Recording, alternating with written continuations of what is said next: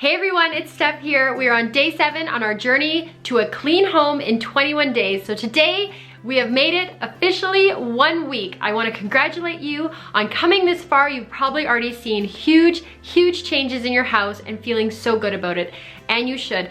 Please keep going with us. Even if you haven't gotten to every single day, just keep going. Every day that you get to is progress, and it's a chance for you to try something out that might make your life easier.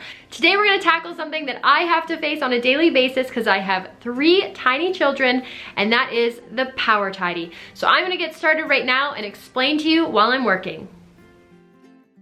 My best tip when you're doing a power tidy is bring a laundry basket along with you. I got this tip from the comments of a previous video, so thank you. Always add your comments. I love new tips.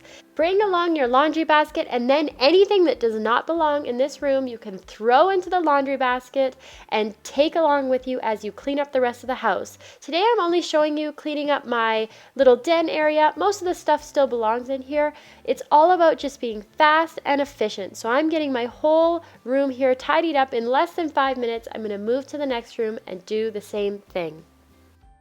I do try to get my kids to help me tidy up their stuff, but I love doing the power tidy once a day because it means that once a day our house is completely clutter-free and I can sit down and say, okay, kind of a back to square one kind of a moment. So getting everything sorted out, cleaned up, and we are done for the day. Don't forget to give yourself a check mark if you worked on the power tidy today. You don't have to be perfect, but even if you made a little progress in your house, that's good enough for a check mark for me. And since we're using our weekly cleaning schedule now, I'm going to add the power tidy onto my evening routine because that's usually when I'm getting it done. I'll give myself a check mark for Monday and check off the other things I've already gotten done. Thank you so much for joining me on this 21 days to a clean home journey. I know you're going to see a huge difference in your house and in your life.